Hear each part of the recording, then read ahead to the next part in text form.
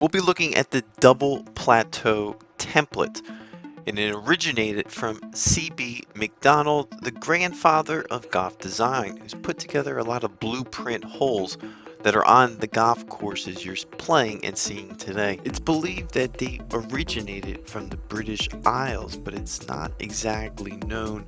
The original template hole from McDonald himself.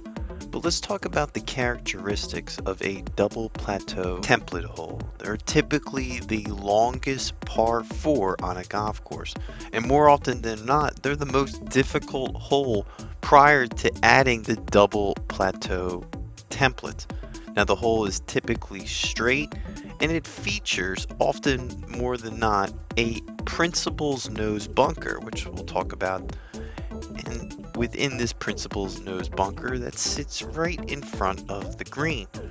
Now, the double plateau green has 3 distinct layers throughout the whole green that are pinnable, so you can place a pin in those 3 distinct layers. Each layer has a huge difference for the elevation. Now, the bunkers often lie behind the plateau on either side of the green, and it's very complex. It makes it very challenging on top of a hole. The double plateau is generally the hardest golf hole, requiring 2 great strokes before having a chance at birdie. A good tee shot just leaves a difficult second shot to the tiered green that's sitting up there that's heavily bunkered with a surrounding putting green surface. Now, overall, 8 double plateau green are the longest par 4s a player will have, but you need to avoid the principal nose bunker that sits right in front, and all attempts at reaching it, you could end up in that bunker itself. Takeaway and the strategy going into this hole would be distance control. Players will have a reachable birdie chance if they just properly take a second to target the yardage that's sitting at the pin.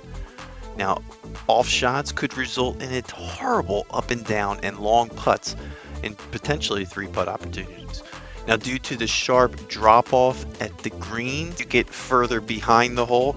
So the best approach shot would be to miss early, miss it short, so that you have an easy up and down chip, hopefully, for par.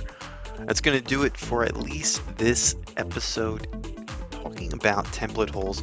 And just like all of our other quick episodes on the template holes, we're going to show you a few pictures of template holes that are some of my favorite out there. And be sure to add your favorite template hole type that is a double plateau.